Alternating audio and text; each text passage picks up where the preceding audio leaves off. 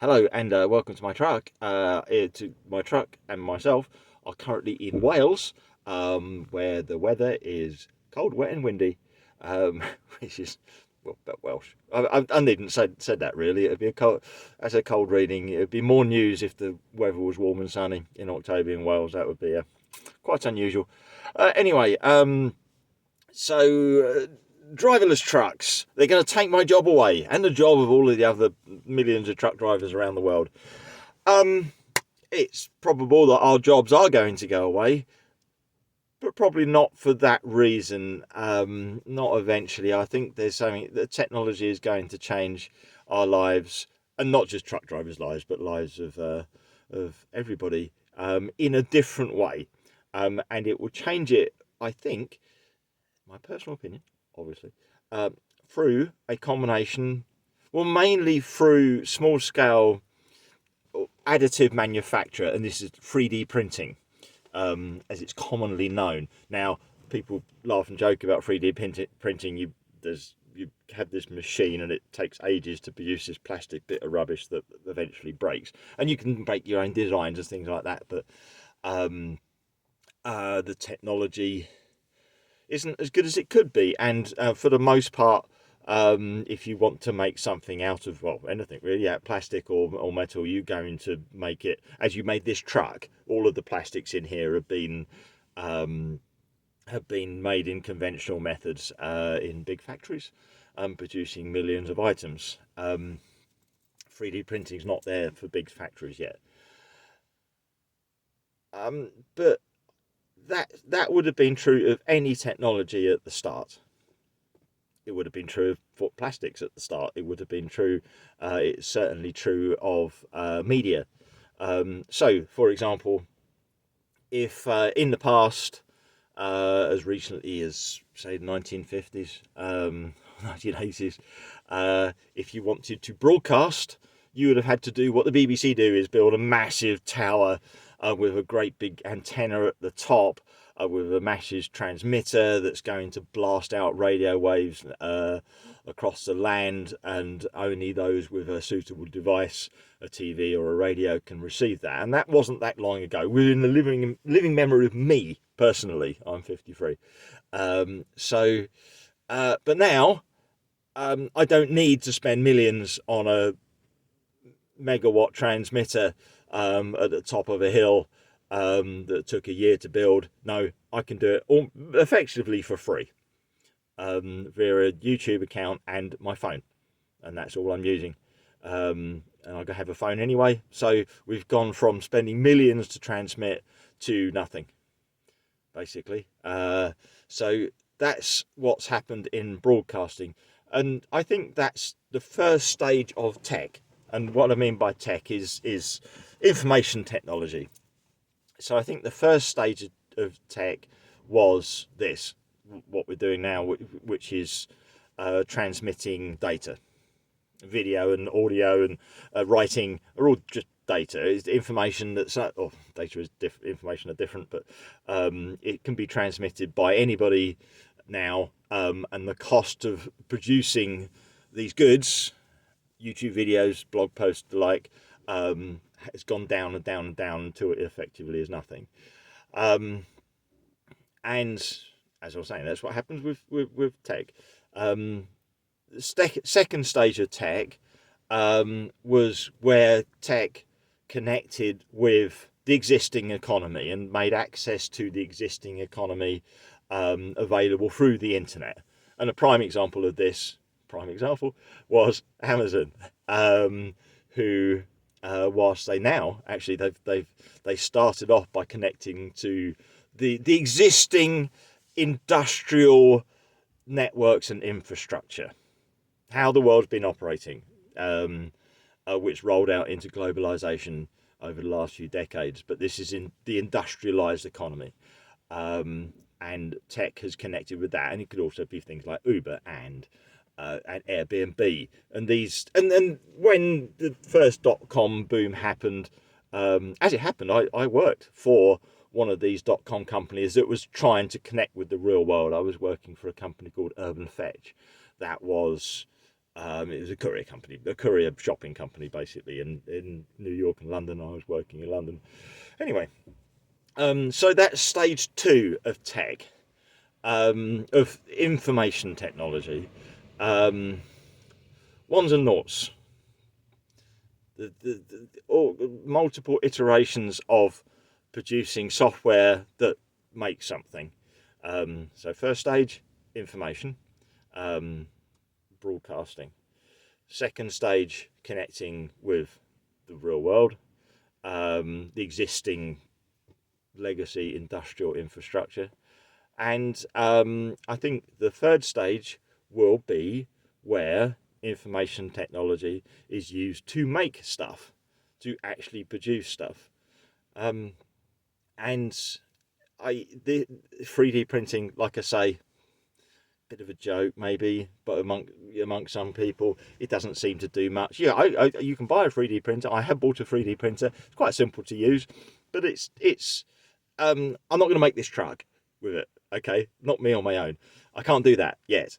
Um, um, but then we go back and look at the first stage of tech and look at this, what it's done to broadcasting, and where the cost have gone from millions, BBC's transmitter in South London, to a guy in a truck broadcasting for free.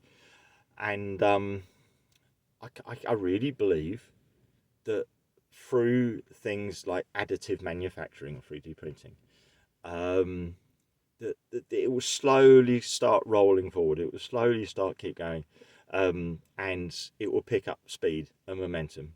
And it won't happen suddenly, just as the broadcast revolution hasn't happened suddenly. There wasn't a switch that was flicked and we went from BBC Tower to man in the truck talking into a camera. But there will come a point where we've gone, wow, our lives are now being transformed.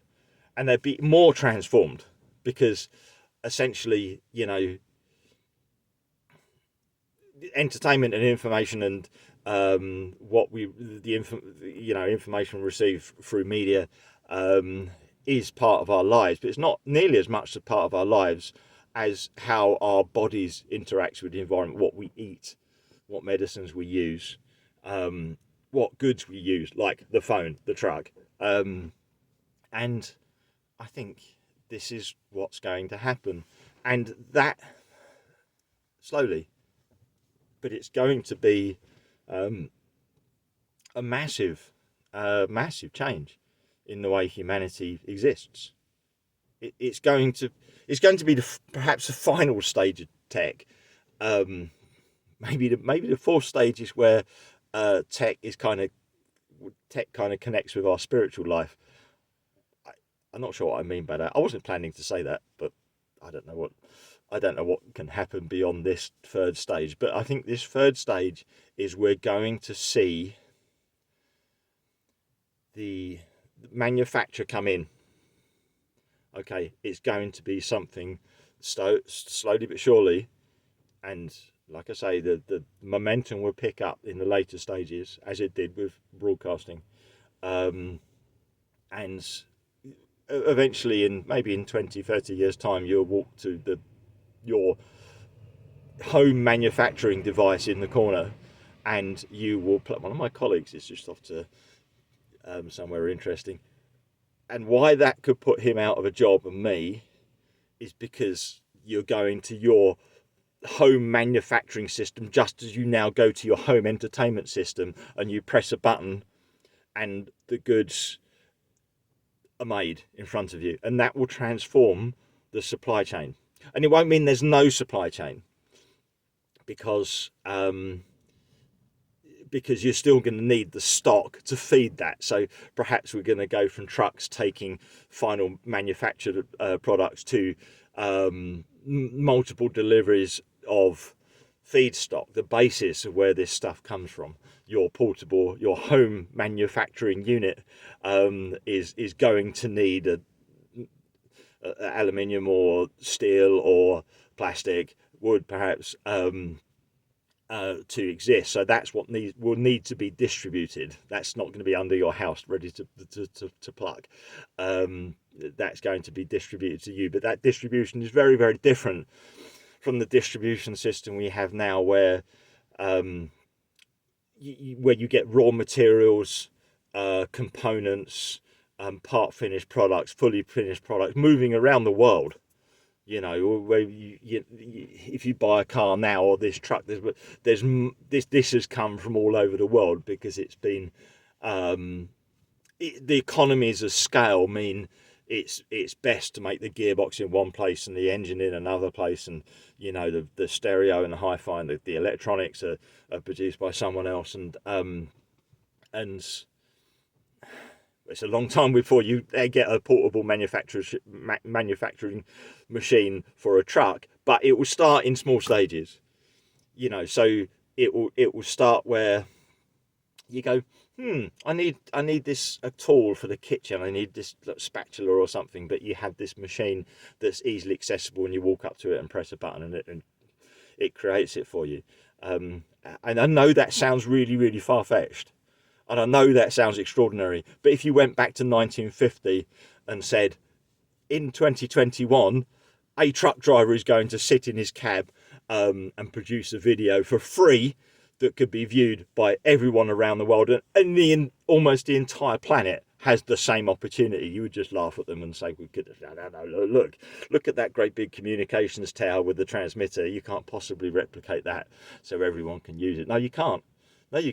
But the technology produces something else, and that's going to fundamentally change the supply chain. So my colleague who's just driven off to Belgium or wherever he's going, he may have to do that with raw materials. There will still be a supply chain, but slowly it's going to transform into be transformed by this local and personal manufacture. Really, I think this is the thing. I know it sounds absolutely extraordinary, but that's my personal opinion, and it's going to take a lot of necessity for these grand shipments across the world, and these things will exist alongside each other, for decades. I can broadcast now on YouTube, but BBC is still broadcasting the world service on shortwave. They exist alongside each other now, and this new manufacturing paradigm will exist alongside the old one. But eventually, like the BBC World Service, that will become the large-scale, big factories, big container ports, big ships, fleets of trucks. These will become slowly redundant.